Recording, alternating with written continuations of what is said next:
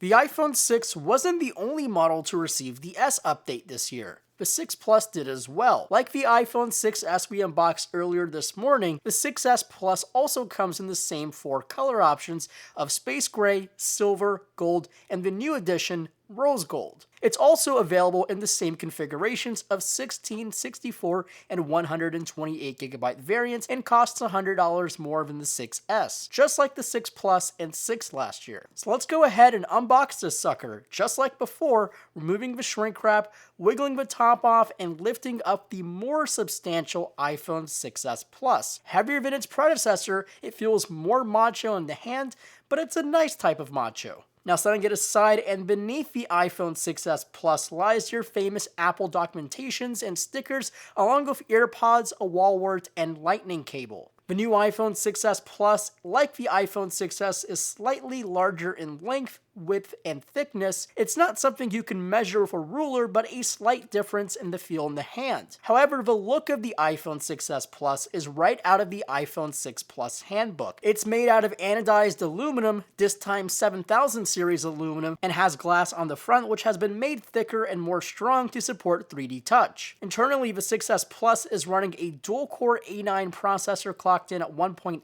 GHz, an M9 Motion co-processor, and 2GB of RAM. The display is still a beautiful 5.5-inch 1080p IPS LCD panel from last year with 401 pixels per inch. Also, like the 6S, the cameras have been updated on the 6s Plus. For the rear, it's now a 12 megapixel camera, up from 8, and now can take things like live photos and 4K UHD video. It also still has optical image stabilization. The front-facing camera is also new, now a full 5 megapixel camera, and it has a nice feature of flashing the screen instead of mounting an actual flash to the front of the phone. Software-wise, it's running iOS 9.0 out of the box, but 9.0.1 has been rolled out over the air, so if you're buying one of these, make sure to update your phone when you get it. Now, the biggest feature of both new iPhones is 3D touch, a rebranding of their Force Touch technology. This is an array of pressure sensors beneath the display which will allow you to input a 3D touch. A software feature built into iOS 9 is the peek and pop feature that's on messages, email, and Safari applications. This allows you to put a slight pressure to peek at the content,